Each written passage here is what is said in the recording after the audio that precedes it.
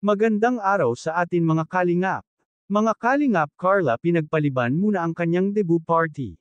Bakit kaya? Pero bago po yan mga kalingap, kung bago pa lamang kayo sa channel ko baka naman po pwedeng pa-like and subscribe my channel para lagi po kayong updated sa aking videos. At kung pwede sana patapusin muna natin ang video na ito para alam natin ang nilalaman nito at huwag din po natin kalimutan mga kalingap na pakisuportahan ang ama ng kalingap na si Val Santos Matubang at Kalingap Rab Matubang pati na rin ang viewers at reactioners. Maraming salamat po. Mga kalingap, labis ang pagkalungkot ni Kuya Rab at lalo na kay Kuya Jomar dahil sa desisyon ito ni Carla na buo na ang kanyang loob na ipagpaliban muna ang kanyang debut.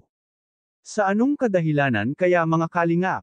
Kaya kinausap ito ni Carla si Kuya Rab dahil sa kadahilanan na naitapat ang araw kasi ng kanyang debut na kung saan ay araw din ng kanilang second quarter examination. Kaya hindi nila ito maasikaso dahil busy ito si Carla sa kanyang pagre-review at malamang ganun din ang mga kapwa niya Kalingap Angels dahil lahat sila ito ay estudyante at halos lahat ng eskwela ay pareho lamang ang araw ng kanilang second quarter examination. Kaya sabi ni Carla mas gugustuhin niya ito na ipagpaliban muna ang lahat ng magaganap sa kanyang kaarawan para makapag-focus sila lahat sa exam nila sa school. Kaya nagdesisyon ito si Carla na after na lamang ng exam dahil wala na rin sila itong pasok ng ilang araw.